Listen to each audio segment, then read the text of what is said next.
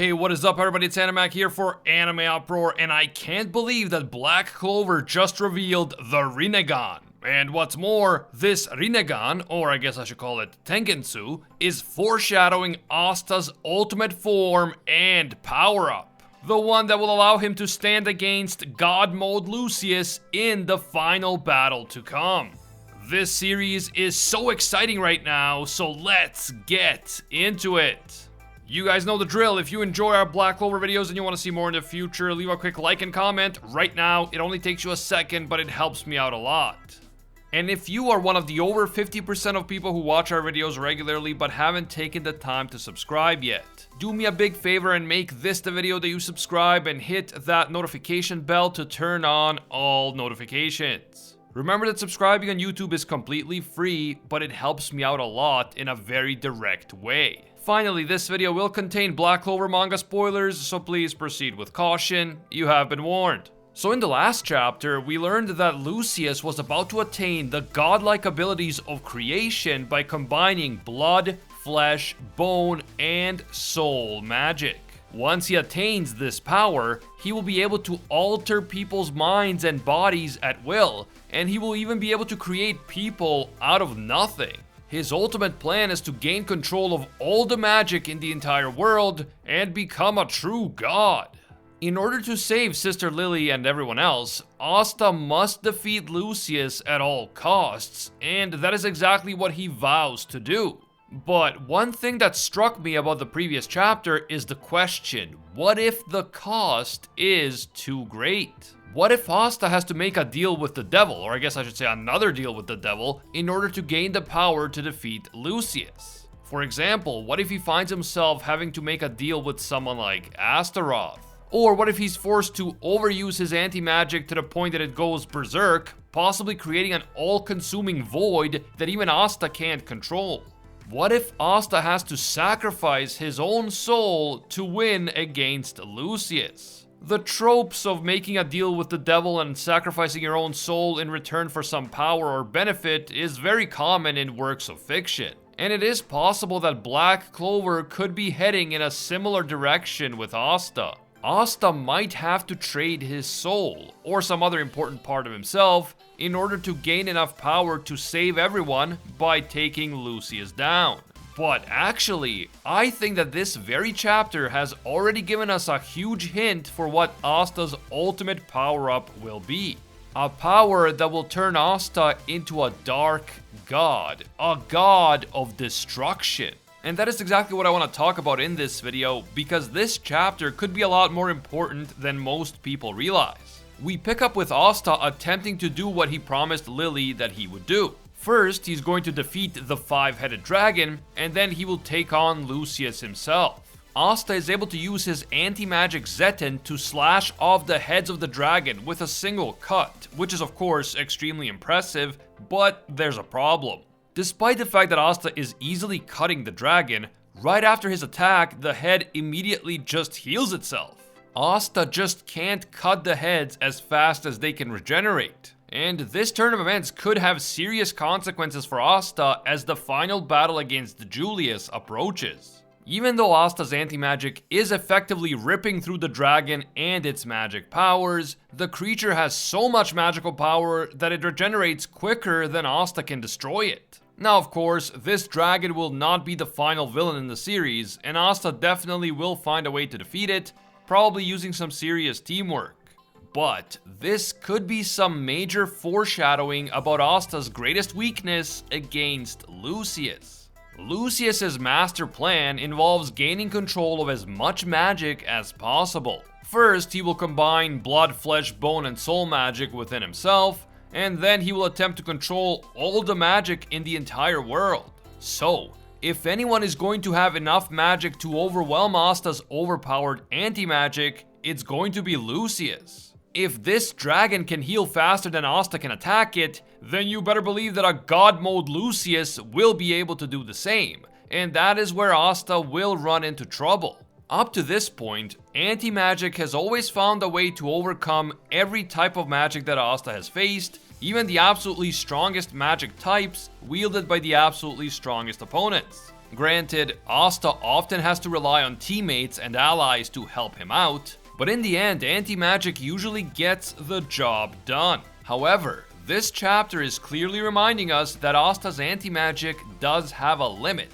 It is not infinite or all-powerful. And this tells us that even with all his current power, and even with his newfound mastery of Zetten, Asta will not be able to defeat Lucius, at least not in his current state.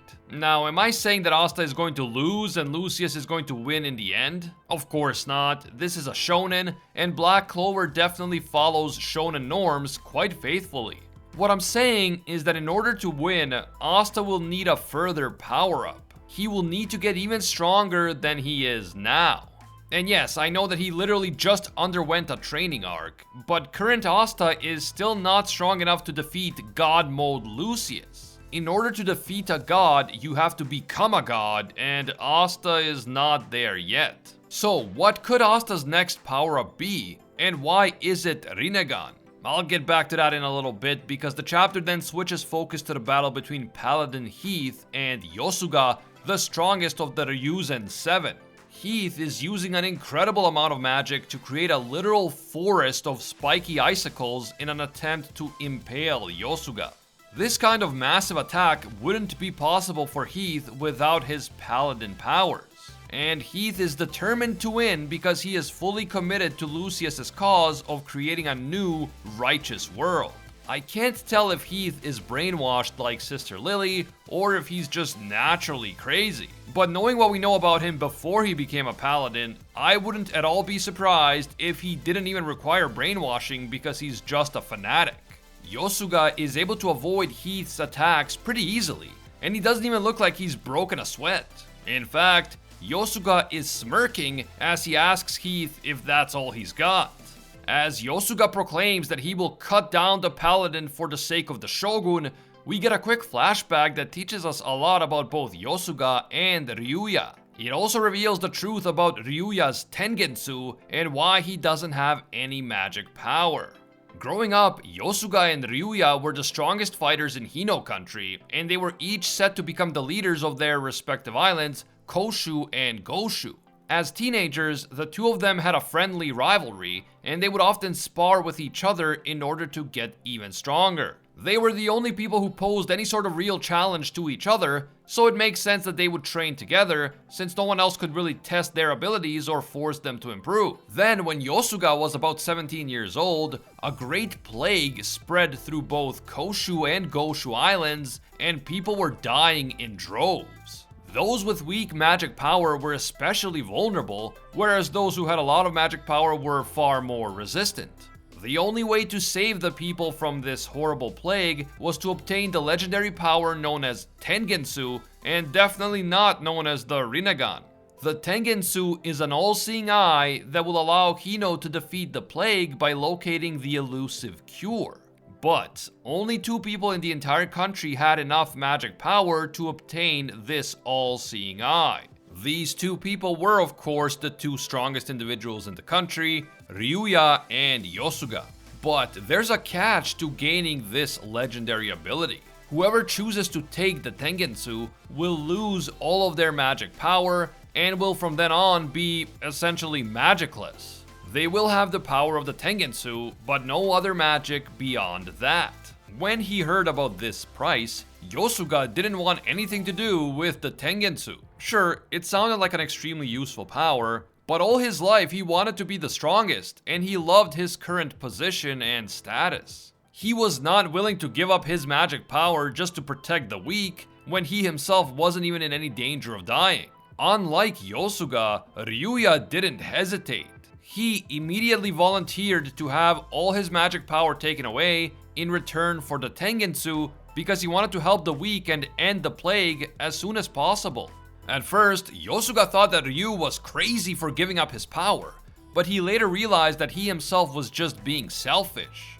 While he was focusing on his own power and on getting stronger, Ryu was focusing on helping others, and because of that, the people loved him and followed him willingly.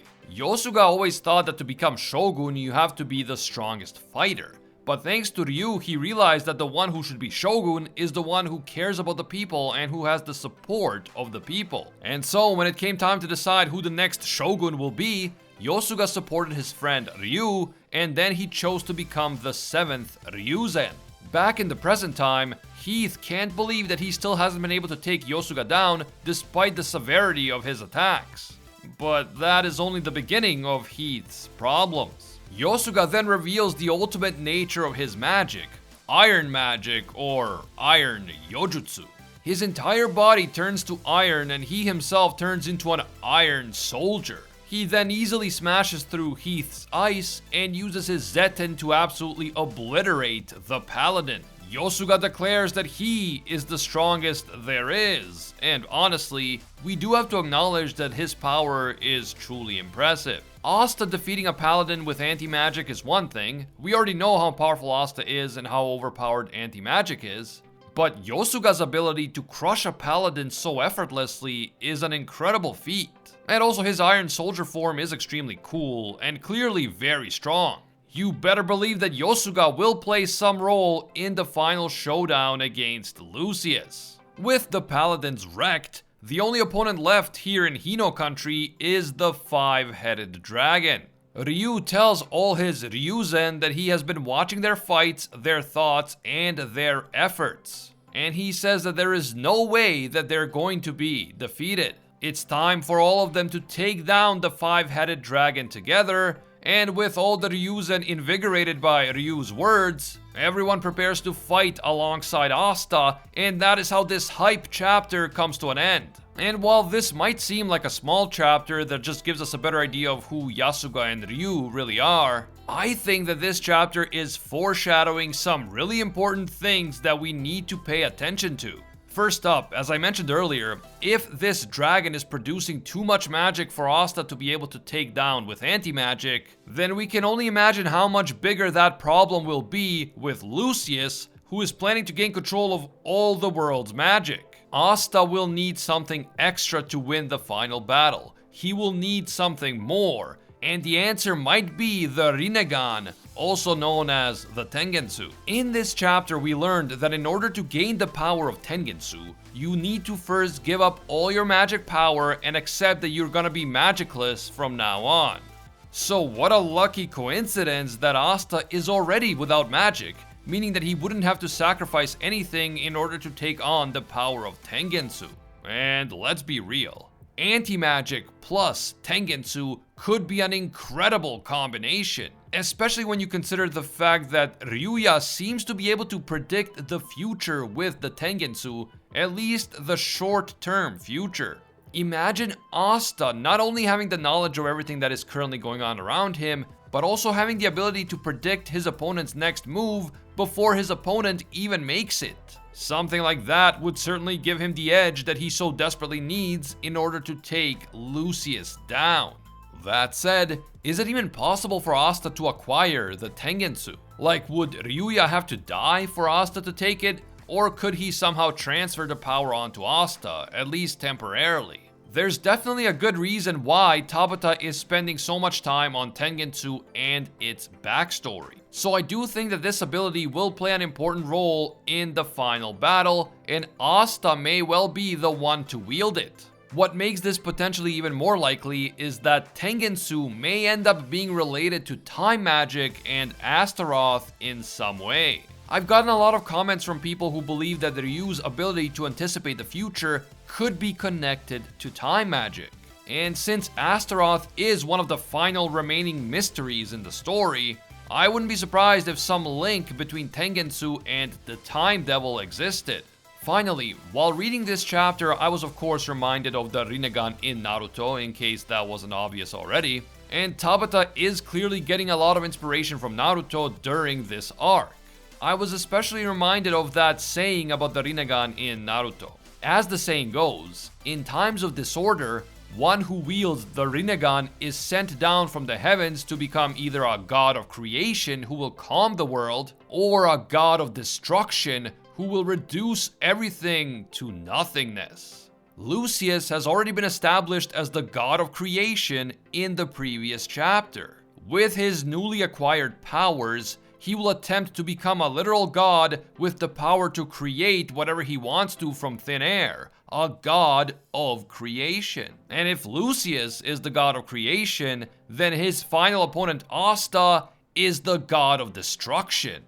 That is what we can expect from the final battle. God of creation Lucius with an incredible amount of magic at his disposal versus God of destruction Asta with anti-magic and maybe the all-seeing eye by his side.